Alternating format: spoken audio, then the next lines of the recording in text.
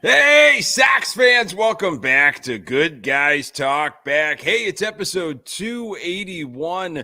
I am Nick Murawski. This is a fan-centric Chicago White Sox podcast. We do this every week on Sunday nights live at 9:15 on the Good Guys Talk Back YouTube channel. Would love for you to join us live if you can some night. Jump in the comments. If not, the audio available absolutely everywhere you find your podcasts. Got a ton to get to about our beloved Chicago White Sox. What a weekend it was coming on after the All-Star break, and what is ahead for this disastrous team. Chopping everything up with me, my best friend, diehard Sox fan, Pat Hester. Hello, sir. Hi, how are you? Everything good? Everything's great. Okay, I'm excited for this. I can't wait to break down this weekend that was and talk. What could be happening in the future. Trade deadlines right around the corner. A lot of rumors happening. Guide us through this, Nick. That's what you do best. Actually, you're like the savior for all White Sox fans. You need to guide us through this misery and show us what's on the other side, my friend. There's not a lot of positives. We'll try to make some up maybe as we go. Want to welcome in Clutch and Trey and Drew and Howard, Sydney. Thank you so much for being with us here on Sunday night. Our Chicago White Sox, Pat, the team that we have dedicated our lives to following, to rooting for, to talking about here as kind of a glorified hobby, I guess. We're in our sixth season. You and I are just about in our mid 40s. We've seen a ton of White Sox baseball, and we've been really committed to it for a long time, ever since it was introduced to us by our parents and multi-generational fans. Wow. I mean, what is going on? It's very difficult to even start kind of wrapping your brain around how far this has gone and what lies ahead and what could be on the horizon. There's so many question marks. Our Chicago White Sox are 27-74, 47 games under 500. 33 and a half games back in that forgiving AL Central with a minus 191 run differential. This particular edition of the Chicago White Sox in a very storied franchise goes back many years, something we're going to talk about later in this episode with the whole schedule release and everything. This particular brand of White Sox baseball, absolutely historically bad and flirting with, the worst record by far in team history and possibly the worst record in all of baseball in all time. The 62 Mets with 120 losses. So that's where we are. I'm going to set that right there, Pat, and I'm going to let you maybe run with it for a little bit. Well, when you talk about all the things you just said, like the years that you and I have been friends and how long you've been doing this and the tradition that was set by previous people, I mean, it's really kind of sad when you think about it. You talk about the long storied history of this franchise. There's not much where you can point to and go, oh, well, that was a great 10-year run, or that was a storied moment in our lives. I mean, I used to push back, I guess you would say, when people would say, oh, I've got to go to Wrigley Field because it's so historic, right? And I'd say, what do you need to go there for? There's nothing historic about it other than it's been there for a long time, right? There hasn't been a lot of championships won there. There wasn't a lot of great, memorable playoff games played in that stadium. Why is Wrigley Field historic? Why was Fenway Park historic? Why are these? It's only historic because there's great moments in time that happen there, and there's winning attached to it. That's what I thought, right? But as I've gotten older, you go, okay, well, that's maybe not 100% accurate. You've got to look at the history of the game, who has played at these places, and all that kind of stuff. So I get all that. But when you look at our franchise and the lack of anything, really, I mean, there's not a lot that you can point to and you go, well, that's something you can be proud of.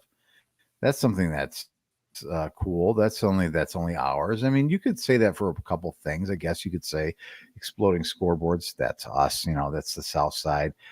Some other traditions that happen because of that's who we are. But yeah, it's really a shame that when you look at it and you go, wow, we're not really historic or heard about or cared about because of certain things that have happened attached to winning.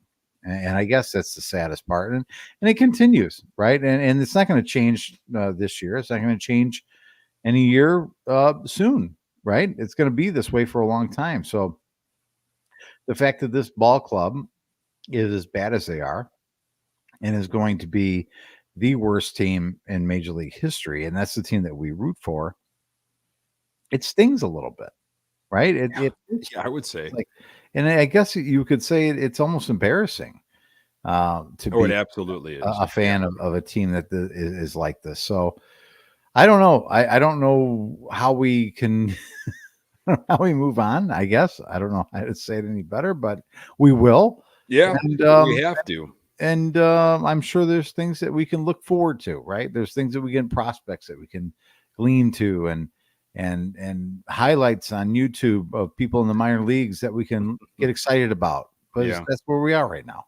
Yeah, it feels like 2017, 2018 all over again. The joke has been made for a while, the Sox emulating the Royals, and the Sox are trying to turn into the Royals. What are the Sox doing? Gobbling up all of these former Royals. And the Royals are absolutely eating the White Sox lunch, have been for a while now. And lately, the last couple of years especially, the Sox are awful, just absolutely awful against the Kansas City Royals. And this weekend was no exception, as the Sox were swept in Kansas City, a place that you and I have been to. I've been there a couple times now to see baseball, and I enjoyed it. We've talked a lot about how they've got that team Hall of Fame out in left field. You can tailgate like crazy. It's a gigantic tailgating facility, since they share the parking lots with the Kansas City Chiefs, and you're going to get good food when you travel downtown to Kansas City. The stadium's off the beaten path in terms of, walkability from a major city. And I think they're changing that, or they've got renderings of doing something with a more centrally located stadium. But anyway, Sox just talk about embarrassing. Scored only 3 runs on 17 hits all weekend, all series. Again, this is the first series coming after the All-Star break. Should have been well rested, ready to go. A lot of talk coming into that second half. We all know it's just really just talk with this team. 3 runs on 17 hits. Sox were 1 for 11 with runners in scoring position in the series. 1 for 11, and that's really no surprise, as the Sox are, I believe, ranked 30th with runners in scoring position, and that has been a problem for a long time. Almost since we've been doing this podcast. Maybe you can put in 2020 and 2021 were probably exceptions, but it has always been an issue for the Chicago White Sox, and it was this weekend, Pat. Yeah, that's the shame of it, Nick, is the consistent things that have been plaguing this team for a long time continue to plague this team, right? That's the struggles against the Kansas City Royals. Let's just start there. I mean, listen, I've been a fan of this team and cared about this team for a long time, my entire life. Let's say I'm 43, let's say my entire life, but paying attention and really putting my heart and soul into this, let's just say it's maybe been 30 years. Is that okay to say? Like, if I would say, really like in my teenage years, it's really like, wow, I'm really invested heavily into this team. Yeah. And you look at it and you go, wow, there's some certain things that this team should be able to do. And one of them is to beat up on a team like the Kansas City Royals that is traditionally been a bottom dweller in this division. And that hasn't been the case. I mean, even in years when this team has had more talent, is better than, has outspent and had more than the Kansas City Royals, it's been a really tough challenge to play the Kansas City Royals, and especially down at Kauffman Stadium. It's been a challenge, to say the least. So That's kind of disappointing, right? That after this whole time that you haven't addressed something like that, right? Usually it's, well, this team has really beat our brains in. Let's either beat them at their own game, or I guess the Sox have tried because they keep bringing up Kansas City Royals people. But let's do something to emulate or be better than that team. And the Sox continue to find ways to not be that team. They're not disciplined. They don't play defense well enough. They don't score enough runs, obviously. So I guess that's the most troubling thing is you have a team that's really, been your daddy for a long time. I mean, is that sad to say or what? Yeah. And maybe I'm not thinking about it or looking at the actual data and the numbers, but it just feels like, I mean, my goodness gracious, the Kansas City Royals have really eaten our lunch for several years. Yeah. And with Pedro, coming back to Kansas City last year and this year, I just thought, I don't know, there'd be a little bit of urgency. You ever feel when an opposition comes in or a certain player just wants to prove something to the White Sox, and it's like, well, they've got a little extra edge, because it's the White Sox and some sort of history there. I thought maybe Pedro was going to have a little extra edge going into Kansas City. And I don't think there's edge to him. Obviously he might not have the horses, doesn't know how to figure things out and get that edge. It's because it is all talk. There were some bright spots here, Please tell me about them. Jonathan Cannon threw on Saturday, shaky, in the first inning, 3 runs, second inning, a run, settle down after that. I mean, if you could somehow extrapolate and compartmentalize the settle down part, you take away from that and say, all right, he was able to stay in the game and remain, keep his composure, and Sox offense obviously couldn't do anything to help him out. Sunday, I think, Sydney mentioned it in the chats and I highlighted it. I think Sunday's pitching performance was probably the highlight. It had to have been of the weekend. Drew Thorpe, a guy, of course, that we got in the Dylan C steal from San Diego. Got a nice mustache. He was on the hill, and 6 innings, 3 hits, couple of walks, 5 strikeouts, no runs. He's been stringing these things together now. So he's MLB's number 37 prospect. He's lowered his ERA to 3.03, and that's his 5th straight quality start, Pat.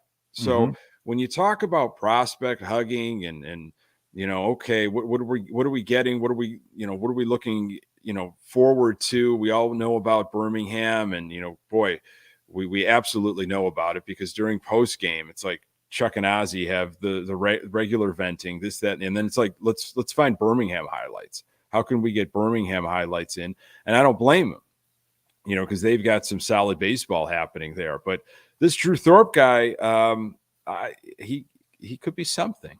He could be something here.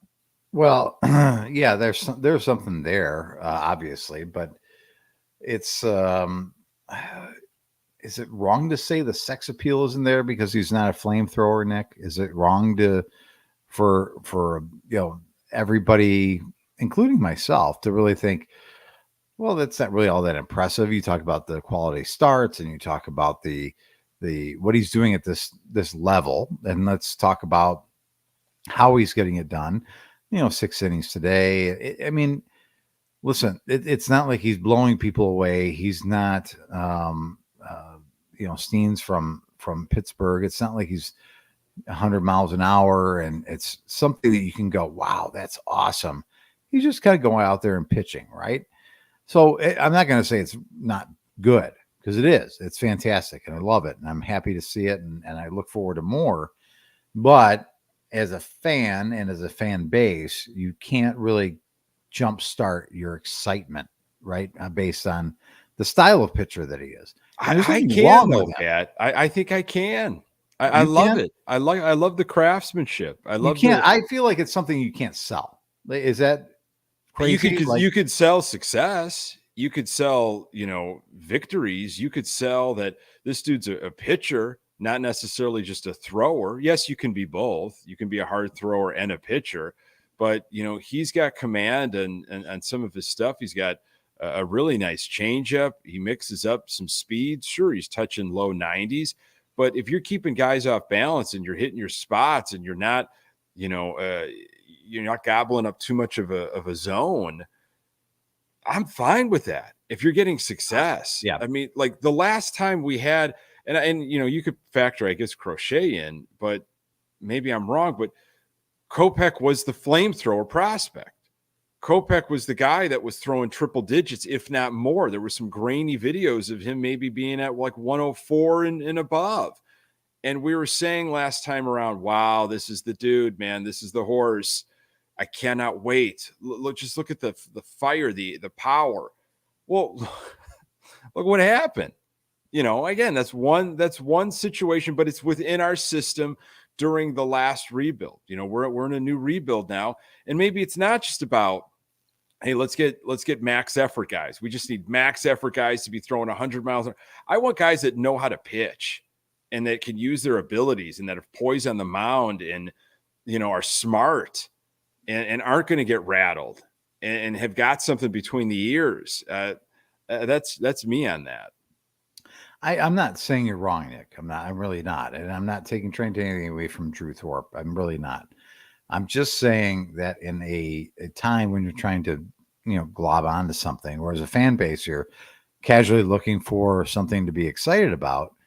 When you've got a guy that's just, painting and throwing, quality games, that's not really all that exciting. That's not something that as a fan base you go, wow, I can't wait to watch his next start. Even though I'm not saying it's a bad thing. He's not by any means. He's been a fantastic pitcher, and it's for a baseball fan, it's fun to watch. But I'm saying it's hard to sell that, right? It's hard to say, wow, I'm going to package this up. I'm going to put this on a highlight reel. I'm going to show all our fans, and they're going to get really excited about it because this guy is really painting. And people are going to care about that. I'm not. I get what you're saying. I get what you're saying. And that, to me, I would say if that's a problem to sell, then get better sellers, get better people to sell the product. I mean, I'm sorry, if you've got a successful pitcher in your organization, and sure, he might not be hitting, 98, 100 miles per hour, but here he's throwing 5 straight quality starts. Like, to me, as a former pitcher, somebody that prioritizes pitching, I'm like, that's awesome. Now, if you as a marketing team can't package that up and can't sell that as, hey, we've got something here that's been pretty successful. There's been a lot of like horribleness this year, but this guy is kind of fun to watch. You might want to come out. Then, I know there already needs to be a brand new marketing system and everything, but you really need to look deep and like, well, get more creative as a marketing team. I'm sorry, figure it out. Well, what is Drew Thorpe going to do? Like, I'm sorry. Like, if you guys can't figure this out, I'm not going to be changing my mentality, in the off season to try to get max effort so you can have a better, online pitch. Yeah. And again, please don't misunderstand and say that, I think there's anything against Drew Thorpe, or I think there's anything about getting excited about a guy that throws like this. I'm not. You just might like, more of a high octane type. Well, I'm not even saying that. I'm just saying in the season that it is, right? The disastrous season that it is. And if you're telling me I got to get excited about the future, and you throw out a Drew Thorpe, it's like, okay, that's really good. He's really good at what he does. That's fantastic. I'm excited that he can do those things. But okay, you can get more energized from your fan base when you've got. Let's take a step back. Let's take a step back to the last rebuild, right? Yeah. The constant, YouTube highlights of Luis Robert Jr. hitting home runs and watching him run the bases. Like, that's something. That's what I mean by it, Nick. Is in a year that's mired in 100 plus losses, like it was back in 2016, 2017, 2018, you can throw those types of things on a highlight reel and go, wow, okay, now I can envision what that will translate to the major league club. And I can envision what it'll be like when this guy is up here, and I'm excited about that. I'm not. Well, I think you could pack. Thorpe. I think you're just anti-Drew Thorpe. That's fine. That's not. I think you could package up. I'm talking about it. That's the problem. You could package up results. You know, say he strikes out a ridiculous amount of players. What if he has a no-hitter? What if his style, he's able to get a no-hitter? I mean, you package up his results. You know, maybe it's not something that you would anticipate excitement from. Okay, because he's not at like anywhere near a superstar element. The things he's not doing, highlight reel type stuff, but he's got the potential. And it's like, well, once he starts stringing that together, then I think you might have something. If only the White Sox had a flame-throwing, hard-throwing guy that was an all-star that they wanted to retain and hold on to and build around. Boy, would they really have something there. Well, that's, you don't find that every day, Nick. I mean, that's hard to find, if you have it in your own system, or you bring that guy along, or you've had him in your club, and it's like, well, I mean, those guys don't just pop out of nowhere, really. They don't pop out of nowhere, and we've got one on the south side, and we'll talk about it in a little bit of what it could mean to the fan base, especially someone like yourself that likes that type of style, perhaps, that it could be very marketable in a Garrett Crochet, and what moving forward, how does that affect the fan base this offseason? We'll get to some of that. Here's what Pedro Grifol said about this, how the Sox started here, this second half, falling completely flat in Kansas City. I'm a competitor at the end of the day and want to win baseball games. That's the most important thing at the major league level. But there is a process to this thing we're going through right now. It hurts. It's painful as shit. I can't lie. I mean, it's painful. But my faith is in the good Lord up there, man. There's a reason I'm going through this. There's a reason we're going through this as an organization. End quote. Again, Pedro Grifol after the start to the second half. And I mean, I don't know. There's the Pedro Grifol quote of the week, which will be coming up towards the end. A little bit of a spoiler is what Pedro wanted to do coming out of the gates. Okay, that's the quote I'm going to be giving you. And this quote right here about, how they're going through stuff. And hey, I'm glad he's a faithful man and he's got something to, fall back on. We all need something in tough times, no matter what you're going through in life. You got somebody, something, whatever that is, to give you peace. And I get all that, but gosh, I'm kind of done with I don't feel bad for him. I don't, there's no part of me that's like, oh, poor Pedro, he's really going through something here. I don't think he was ever the right person for the job. And I mean, what a clunker coming out of the break. I do feel bad for him, to be honest with you, because I think he has no answers, and he has to do this every day. He's contractually obligated to go up there and answer questions from people and try and explain away, this season that is what it is, and being what are we 47 games under 500? Yeah, 47. Right? Said earlier. I mean, it's almost unfathomable that you're as bad as you are. So I do feel a little bit bad for him at this point, that you've got to go out there and be the face of this organization and answer questions. And he's probably thinking in the back of his mind, boy, oh boy, I just don't give a crap anymore. I really don't. What can I do? What can I do with this? These guys haven't listened to me since I got here. I really wish they would just let me go and pay me my contract. That's really what he wants to say. I really, really wish tomorrow would be the day that Chris pulls me in his office and says, hey, we're going to let you go, but we have to honor your contract. Thank you for everything you've done, and have a nice life. That's what if it was me, that's what I would hope for. Wouldn't you? I would want, I would probably want to save face and not resign, I guess. But the longer this goes on, if you want a future in baseball as a manager, I mean, no one's touching you. Nobody is touching you. You might get a job somewhere else. He's got enough connections. He could be in a scouting world, or maybe he's some sort of, I know he was, I think, a catcher's coach or something.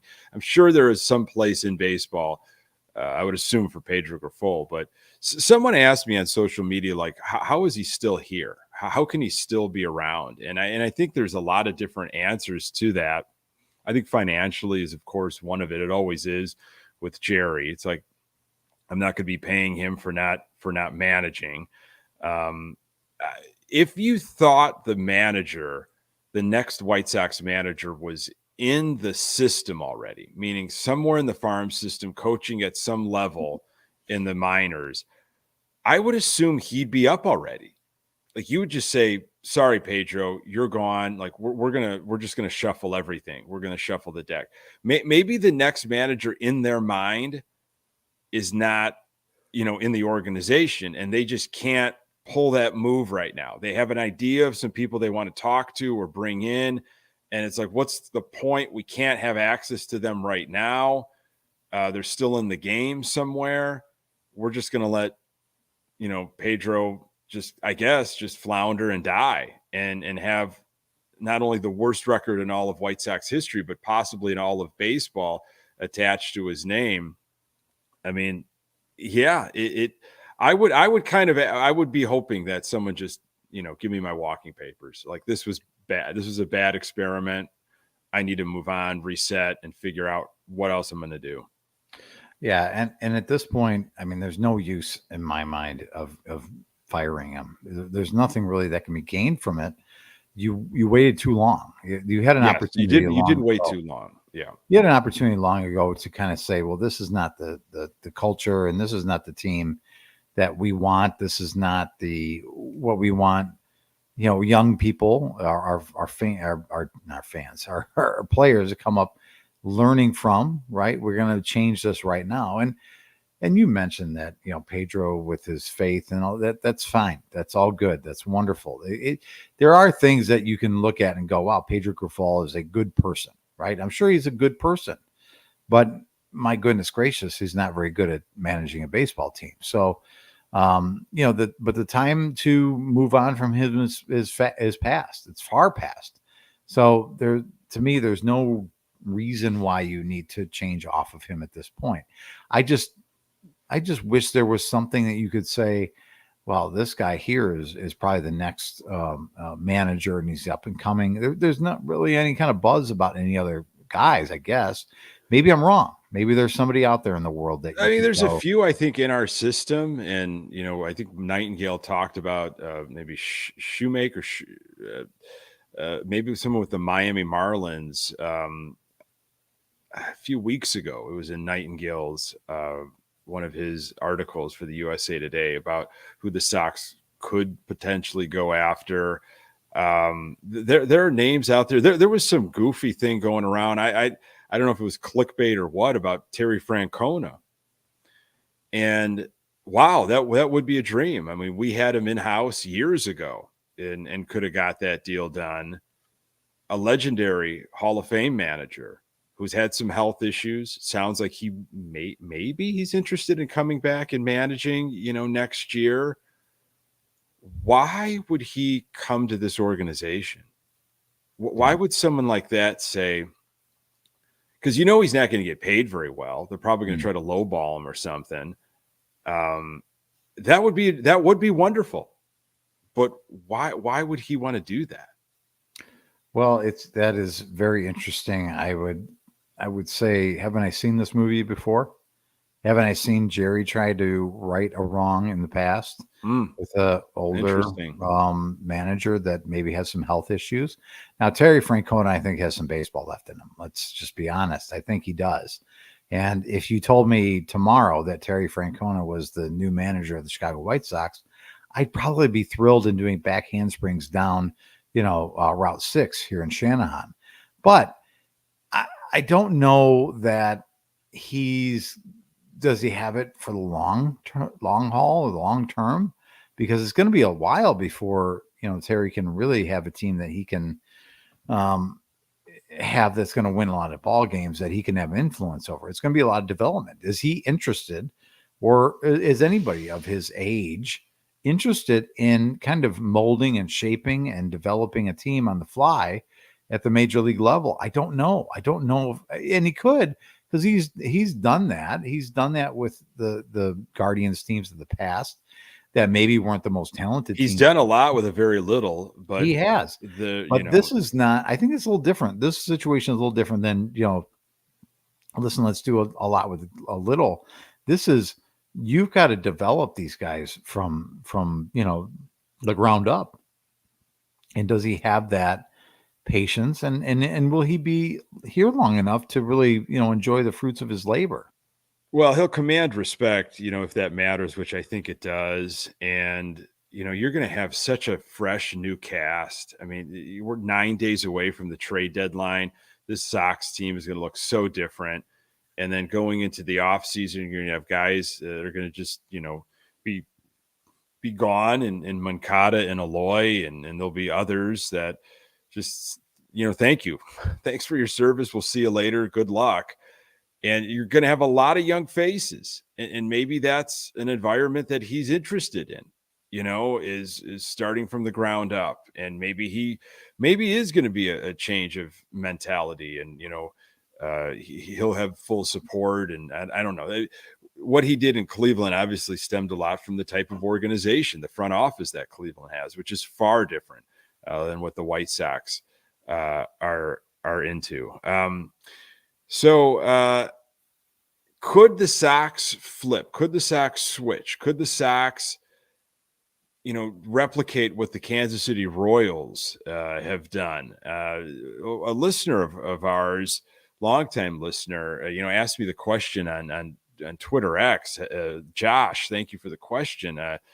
Kansas City has improved since losing Getz, who came, of course, over to the Sox in 2017, and Grifol, who came, of course, in the fall of 2022.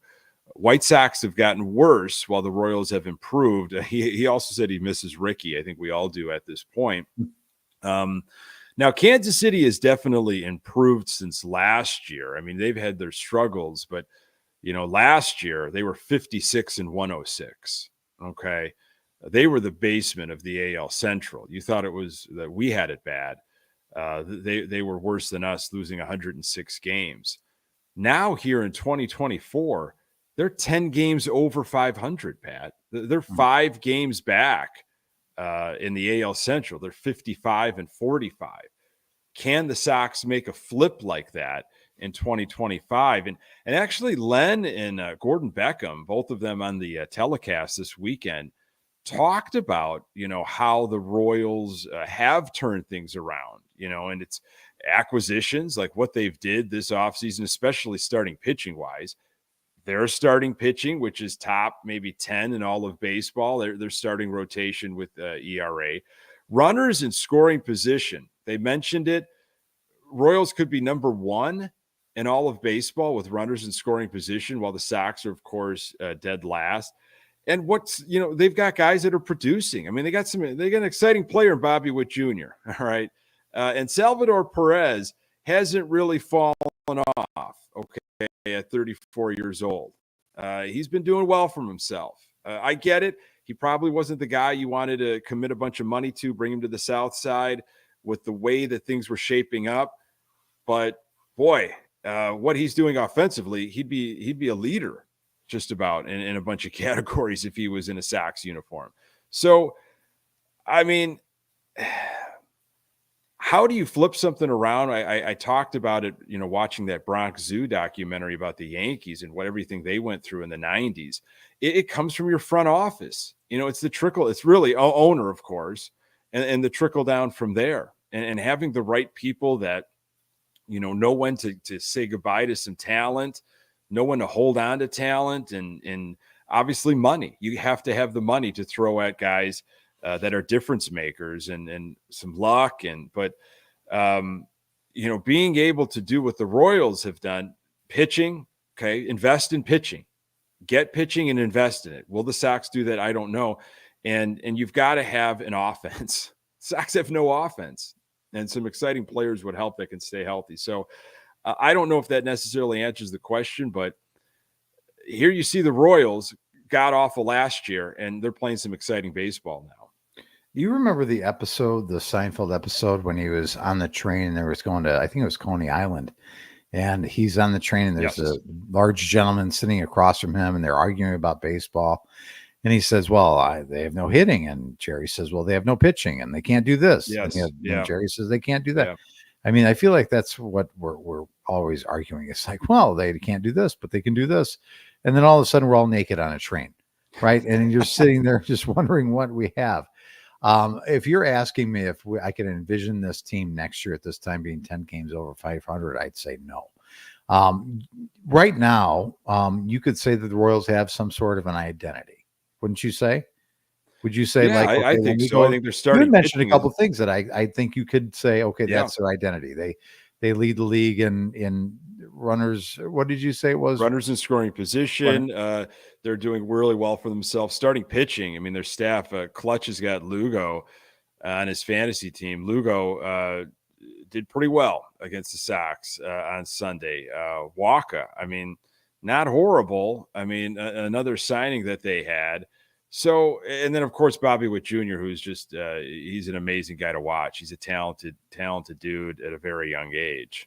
So you look at a lot of those things and you go, that's our identity. Okay. This is who we are as an organization. We're going to be X, Y, and Z, and this is how we're going to win ball games. And it's worked for the Kansas City Royals, and that's great.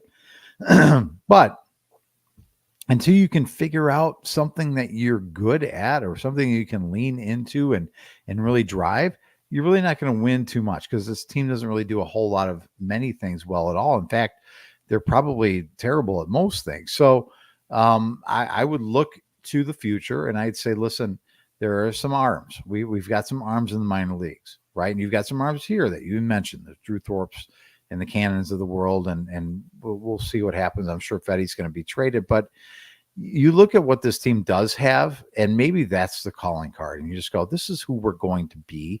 It may not be, beautiful on the offensive side, but this is who we're going to be.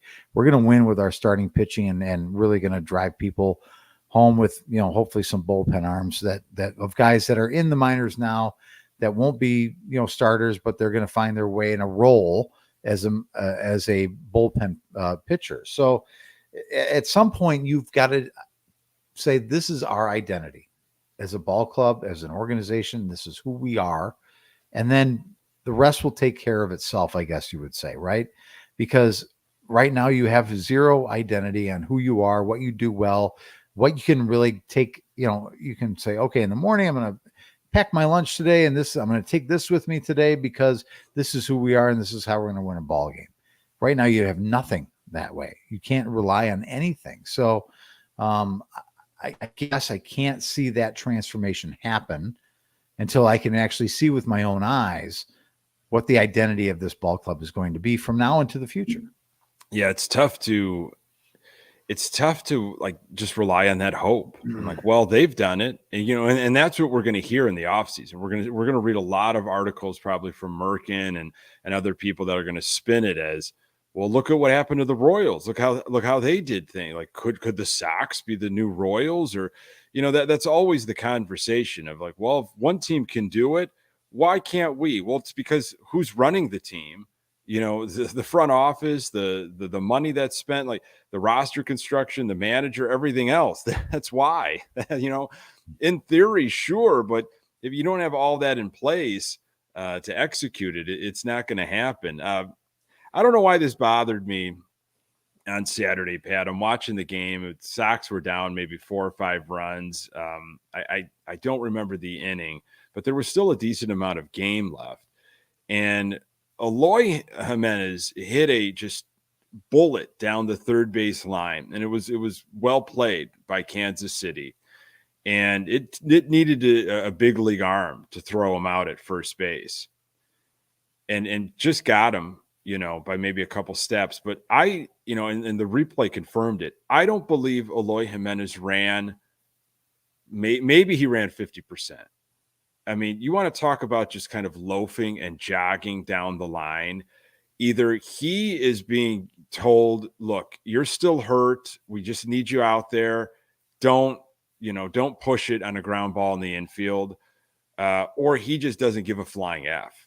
I mean, he just doesn't. And to me, I'm like, maybe it doesn't even really matter. And that's the sad thing. But just watching that display, I think is just a microcosm of all these other things that have been happening with this team. Just the style of play, the lethargic, apathetic way. Again, in the grand scheme of things, it probably didn't matter, but watching it, it was really gross. And I there's a lot of reasons why I can't wait for Eloy Jimenez to be off this team, but that was kind of a little reminder. Yeah, I really don't know if it would satisfy me to watch him really go, all out on every ground ball and see him eventually get hurt, or if I'd rather see him do what he did, and then maybe you have an opportunity for him to hit the ball at the ballpark at some point. Does he still do that? Does he hit the ball out of the ballpark? No, he's not. Okay. That's I'm not saying that that's going to really happen, but I don't know, Nick. I mean, that's really one of the biggest mysteries, I guess you could say, about the last couple of years is like, who is this guy? Is he somebody that you really want to root for? Is it somebody that you really care about being on this team? I mean, really, you'd want to this town, especially the fans of this team, have really fallen in love and made heroes out of people that just give effort, right? Yeah. There's guys that you can count to and look at and go, the reason why people love this athlete is just purely based on effort. It has nothing to really do with how great they were in the sport or amongst their peers or things like that. If you give a freaking effort and try hard and you show that you care, people are going to love you. And I can't say that this player has been able to do that. Now, I could also argue that, listen, the guy is hurt all the time. His hamstrings and his legs are compromised. He's never going to be right. It's just the way it is. So if you enjoy what he could provide possibly from a power standpoint, you have to have this with it, right? This is part of the deal, right? If you want this guy to actually be on your team and be in the lineup and probably or possibly hit the ball, 450 feet, then there's going to be times they're going to watch him jog down to first base because he cannot physically do it on a game in and get out basis and put his full effort in. So, I mean, I'm with a lot of White Sox fans. I don't know about you, but it's like, does it really bother me that much? No, because I know that the end of this story is he's not going to be on this ball club for much longer. Which is just an unfortunate place to be right now. And I think I'm still wrestling with that. As we, call this Sox therapy, on Sunday nights, that's kind of what I'm working through, is watching this, knowing that it really doesn't matter because they're just spinning tires and have been for many, many months. The future is uncertain. There's a lot of question marks, and I think we're all on pins and needles, as this trade deadline approaches, of like, what is the construction of this team going to look like, not only for the next couple months, but like moving into the off season.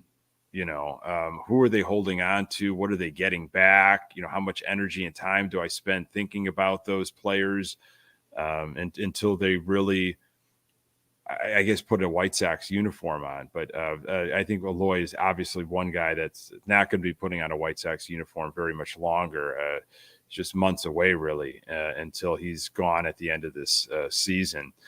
A couple decisions that were made on players, and they brought somebody in that I'm with Howard, who said it earlier in the show in the chat, like really surprised by this.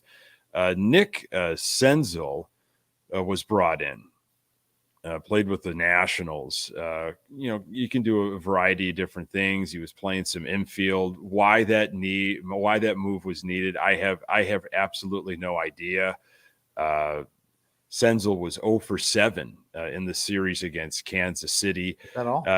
And really that resulted in a goodbye to Lenyn Sosa as he was optioned to AAA. And he wasn't hitting the lights out. You know, he had some spurts. I felt like he was giving us a better peek at what he can do when he gets consistent playing time. And he goes back to Charlotte and he starts hitting the lights out of the ball there. So why Senzel needed to get playing time, why he needed to be brought in, I have no idea, unless it's for a future move that we don't quite know about. And they just need a warm body when they say goodbye to somebody soon.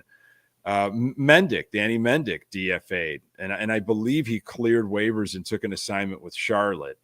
And then our guy, Martin Maldonado, DFA'd, and I don't know if he's coming back to the White Sox system. So of those little moves, and we'll talk Brooks Baldwin in just a moment, but of those moves, what kind of caught your attention?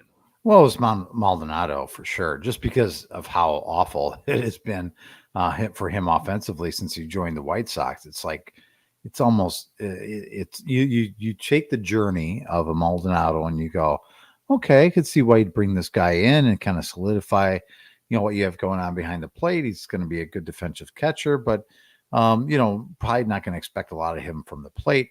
And then you move into the season where it's just been so like, holy cow, is this bad? It's almost like it's more holy cow, is this bad than the actual season is for the Sox in terms of wins and losses. It's like, I can kind of accept the fact that, this team is this bad. But when you look at Maldonado and I don't know where he's at right now, but I think I saw at one point a 0.89 batting average, probably even worse than that. And you go, there's somebody in the Major League Baseball that has a 0.89 batting average and it looks this bad at the plate. I mean, that's almost unbelievable. You move that forward to a fan base trying to vote him into the All-Star game because it's a joke. Because people are looking at him as an absolute joke. Yeah. Like, let's get him into the All-Star game as our representative because he's going to represent everything that's wrong and bad about this team. And we're going to put the wrong and bad. How about that everybody? Yeah, that was so that was probably the thing that really caught my eye. The other moves don't really do much for me, but this one is like, boy, did it really have to take this long? I don't understand how it could take this long. How could you wait as long as you did to go, you know what? I don't think it's really working out for you, friend. Yeah. The All-Star break, those types of things happen. Sometimes those managerial decisions get made, other player decisions get made. And it was good to see that, as he has no future with the White Sox moving forward. And I didn't really know what he provided and just clogging things up. Again, not preventing all of the losing. There were so many others that are contributing to the losing. He wasn't the only one. But, I'd rather see somebody else getting his at-bats and playing time. The Sox did bring up Brooks Baldwin, who a lot of people were excited about, slash line, 322, 386, 441 with 6 home runs and 16 doubles, 16 stolen bases for Double-A. He's a switch hitter, only 23 years old. He was promoted from Triple-A Charlotte and quickly slash line of 345, 441, 655 in 8 games. So just got right in there and started doing work. Baldwin hitting 324 between Double-A and Triple-A. A lot of versatility, 80 games at shortstop in the minors, 46 at third base, 24 at second, 24 in the outfield, including 8 in center. Spent a lot of time at second base this weekend in Kansas City.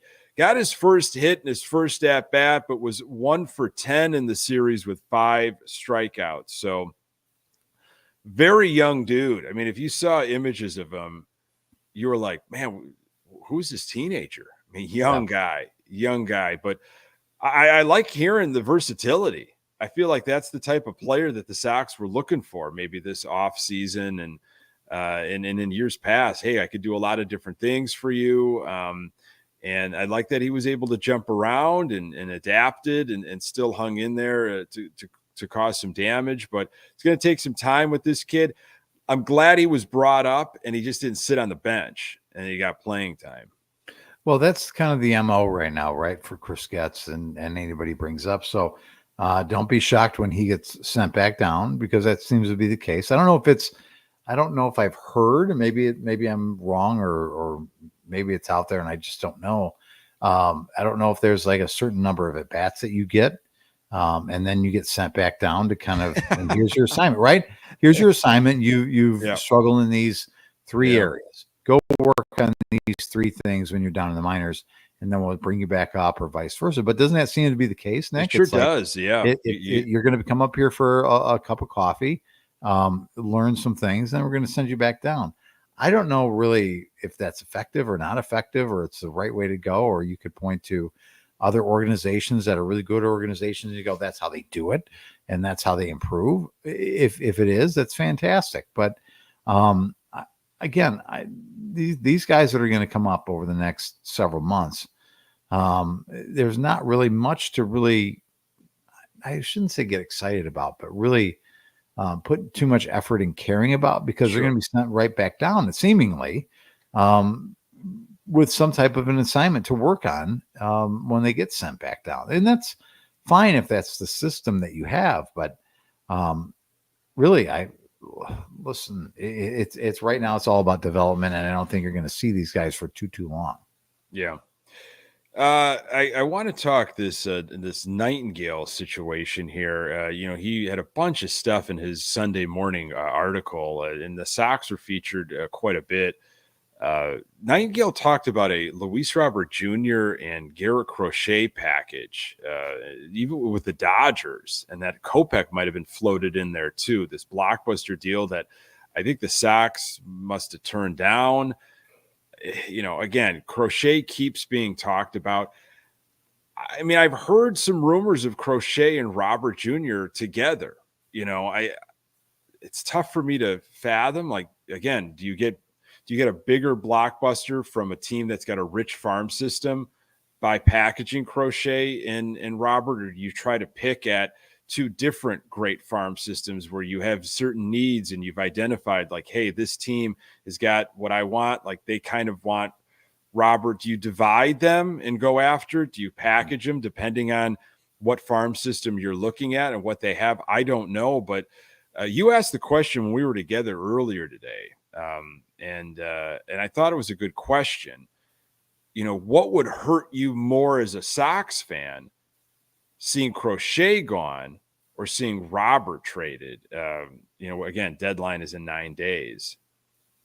I guess Robert, for me, would hurt more, just because, as I mentioned earlier, the where it started, right? Let's look at where it started with Luis Robert Jr. The highlights you're watching on YouTube, watching him destroy minor league pitching, and watching him really go from system to system to system, and you go, I'm counting the days this guy's on this club, and the talk about him being as good as, or being a 5 tool athlete, and being a part of your organization, and he's really going to be a superstar. So I think it's that piece, because Garrett Crochet, again, fabulous, right? And I'm really excited about what I've seen out of him, and he's going to make another organization really proud and happy and excited as they move towards the playoffs, probably.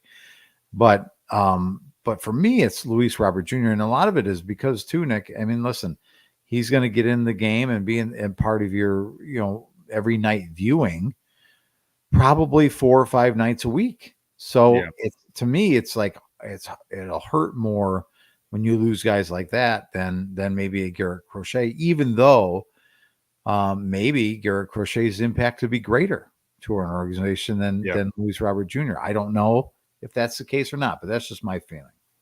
Those are good points. I think marketability, it's Robert Jr.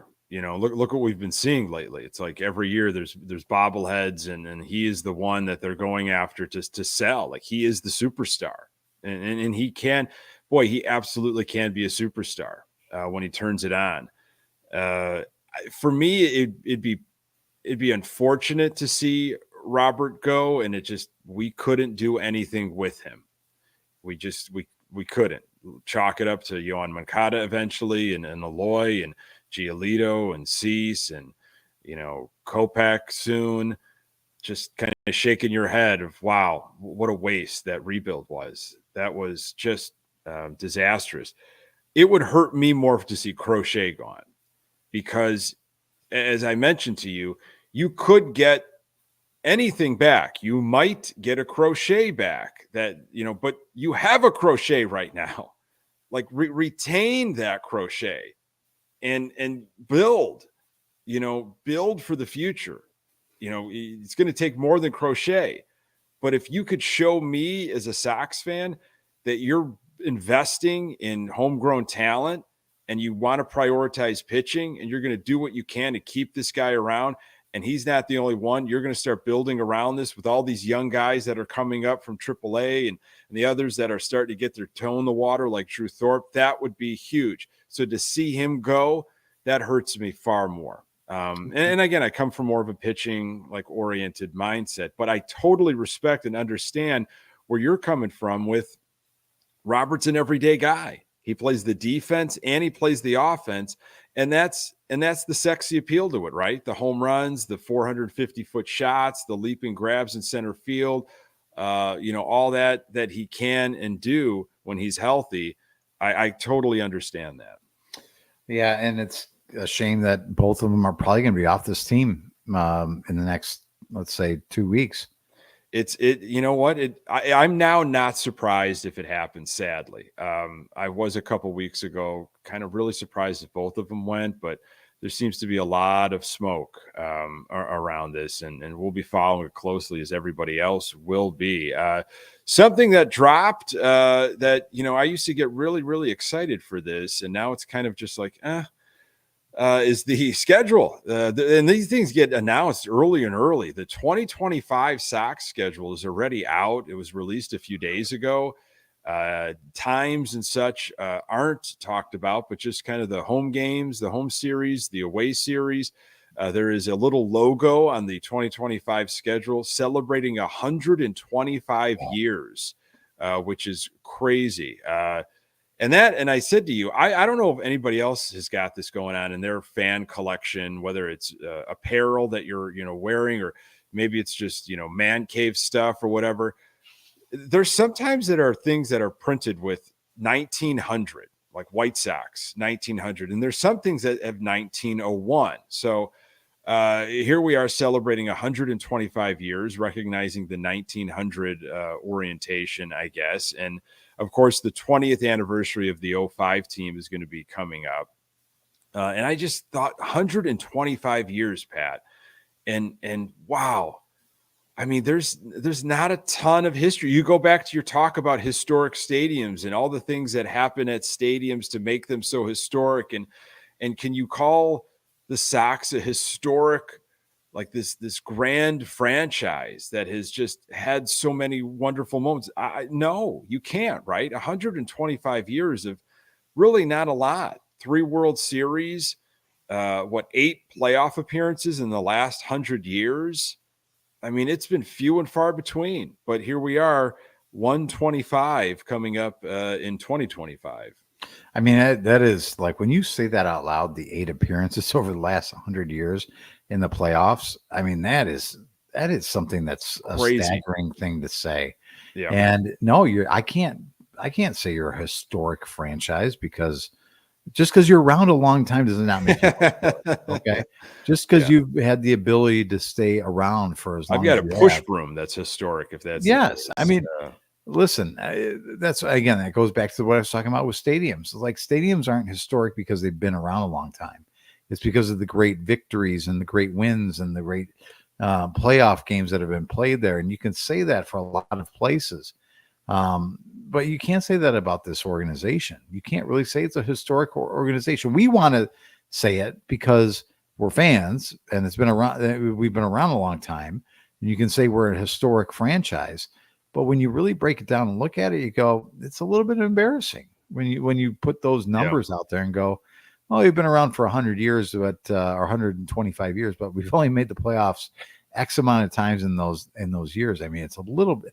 Now, there is a little bit of, you look at those over those years, and and the playoffs were obviously constructed differently. They weren't as favorable to teams as they are now. I get all that. But my goodness gracious, you can't tell me that it's not a little bit embarrassing to say I'm a White Sox fan, and we've been around 125 years, and we made the playoffs 8 times. 8. Well, eight in the last 100 years. So 100 years, right? Let's just look at the microcosm of 100 years. Let's take a smaller sample, Nick. We don't want to take that whole 125 sample. Let's break that down to the 100 years. Yeah, and in 8 times, I mean, it's really almost embarrassing. It is. It's absolutely it's embarrassing. It really is. I want to talk a couple of the other highlights of the schedule before we get to the page rigger full quote of the week. A delayed hi to Danny Miller. Thank you so much for jumping in the chat, my buddy Danny Miller from Hot Takes and Heaters, our show on Tuesday nights under the Future Sox umbrella. Matthew, thank you for joining us this evening, this Sox therapy evening. Yeah, Sydney, I just saw your message now here in the chat. The promotional schedule is absolutely going to be interesting because you really don't have a lot of players that I could see currently on this team that you want to promote. It very well could all be about the 05 championship team, which would be kind of fun to break people back into the stadium. And just, this is all we have. We're going to relive this 20-year hurrah. So, hey, we're back to weekend series against the Cubs, and both of those series are 3-game series, and that's hasn't happened in a while. Weekend 3-game series. So, again, I lost interest in those kind of series a while ago. It doesn't mean as much to me as it used to many years ago, but I still absolutely want to see the White Sox beat down the Cubs, and I think it's better for the fans when it's during the weekend. I would highly recommend, these cities, if you're looking to follow the Sox on the road, and I have done this, I think 17 times. I've seen many ballparks. I've seen the Sox on the road 17 times.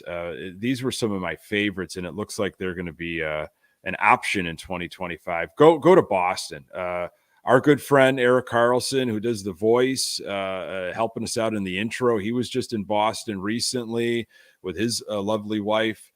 And go to Boston. Take the tour of Fenway Park if you haven't. That is, talk about historic, man. Go there and enjoy it. Hey, I had no problem with the fans. They were fine. We all were just okay. They beat us. Yeah, they beat our brains in, but we were able to joke about it. I did not mind Boston fans at all. Okay. Go to Baltimore. Oh, Baltimore is a great park, good food, fun times there. Seattle, beautiful, wonderful. They've got a nice complex there, a really great stadium. Colorado, had a blast in Colorado, downtown Colorado. Wonderful, tons of things to do. And the Dodgers, Pat, I put there just for like historic purposes, but you might want to go obviously see an amazing team. And you and I were at Dodger Stadium, 2003, so 21 years ago, to see a Dodgers game with your brother Jeff when he was living out there. So is that a stadium that you would tell people to go get to?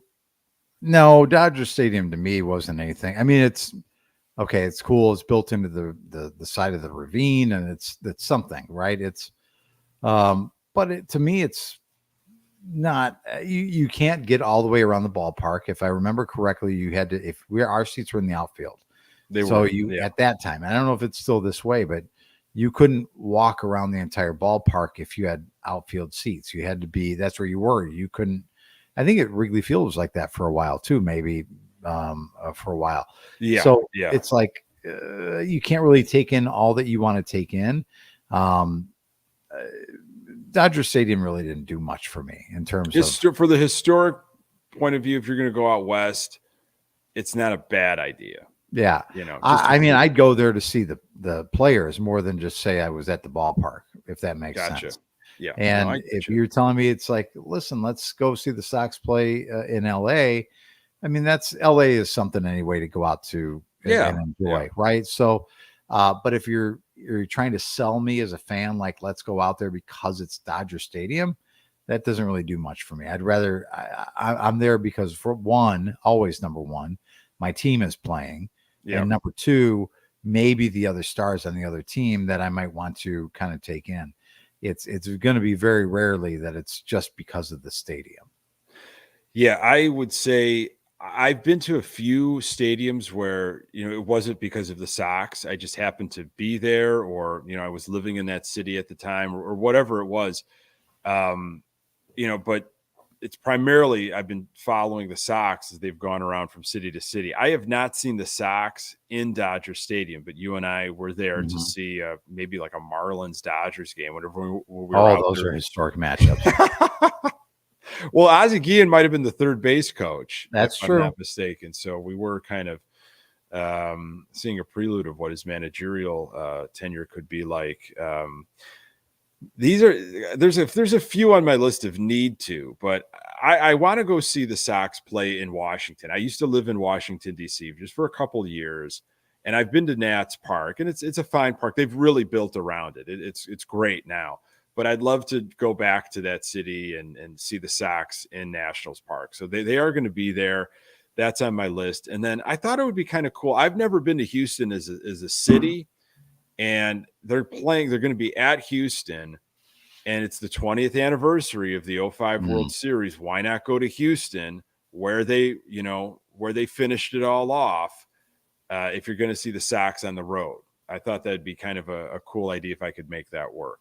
Yeah, well, good for you if you can. I have not heard the couple people, and I could be wrong. I mean, there could be a lot of people out there telling me that you're crazy. I've not heard a lot of great glowing things about Houston as a place to go visit. So if you're looking at the city itself, and you're basing maybe there's a reason I haven't been there. Yeah. Right. Well, and maybe I'm wrong. Maybe Houston is fantastic. But the couple people I've spoken to have said, you don't really need to go there because of that. And if that's part of your traveling, part of the reason why you're going to go watch this team is like, okay, one, I want to go see my team play. Two, who are they playing against? Three, what kind of stadium do they play in? Is it something that I want to check off my bucket list? And then four, what kind of town are they in? Is it going to be somewhere that I'm going to enjoy? I'd actually move that one up because you're going to be doing more than just watching the 3.5 hours of a game. Right.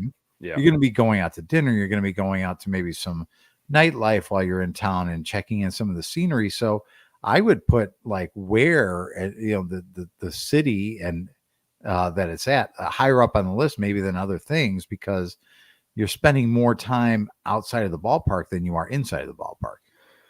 Yeah, but if you're with the right group, or maybe you're just even solo and you're just having, you could find fun on the trip solo. I mean, what kind of loser is going on a trip to see this god awful team by themselves? I before we get to the Pedro Grifol quote of the week, I have a running list of the things that you can't stand. Drew Thorpe, Dodger Stadium. You know what? Traveling by yourself, and Houston are all on the list of things that you would rather not do. I'm tired. Somebody pointed out in the chat, I can't remember who, but notice that I've yawned several times.